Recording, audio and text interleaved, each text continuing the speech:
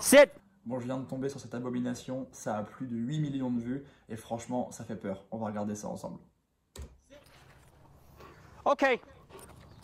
Sit! Déjà, ça c'est d'une débilité profonde. Assis-toi, vas-y, coup de licol. Bon, là, je vais vous passer un petit peu toutes les explications, mais en gros, le gars raconte des trucs sur la dominance, sur, vous pouvez voir la description, hein. Quand deux mâles alpha ne veulent pas reculer, voilà ce que je fais. Ça montre un peu le niveau du truc. Et ce qui est intéressant de voir, c'est qu'en fait, dans la première partie de la vidéo, on a donc le Rottweiler qui n'est pas du tout le chien du gars. Le gars, il a le Doberman qui est de l'autre côté du grillage. Et en fait, le Rottweiler, il est dans une attitude qui est plutôt correcte. À ce moment-là, il aurait pu carrément déclencher. On voit qu'il est même facilement sur du renoncement. On n'a pas besoin de le tirer pour qu'il parte en arrière. Il n'est pas du tout focus sur le chien. On voit qu'il ne sait pas du tout pourquoi il est là. Il a quand même 2-3 signes qu'il n'est pas hyper confortable avec le mec qui tient la laisse. Et pour cause. Mais franchement, avec le chien, il est dans de la curiosité. Mais il n'est pas sur une attitude inquiétante pour moi. Mais donc le problème, il est juste après. On va avancer un petit peu et vous allez voir ce qui se passe. Donc là, regardez bien, c'est juste de la débilité profonde. Il va lui dire vas-y. Au moment où il part, il va lui mettre un gros coup de licol.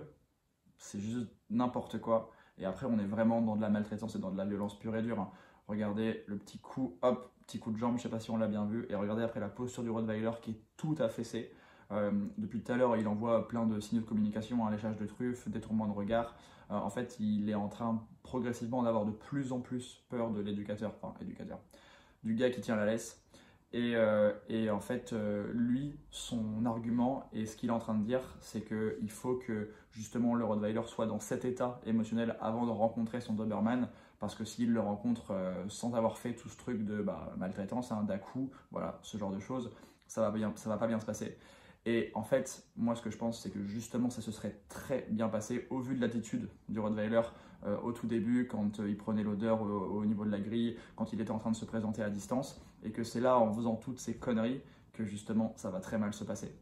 Et vous allez voir la suite, c'est vraiment pas mieux au moment où il va pouvoir rencontrer le Doberman. Déjà, on voit que le Doberman, qui a malheureusement l'habitude de faire ce genre de travail, parce qu'il travaille avec l'éducateur, il est aussi hyper tendu. Forcément, il rencontre que des chiens réactifs, et à mon avis, il prend des coups de licol tout le temps, donc ça l'aide pas. Et en fait, là, vous allez voir la pire façon de présenter deux chiens. Voilà. Good. Je vous laisse regarder. Good. Call Prince away. Good. Voilà.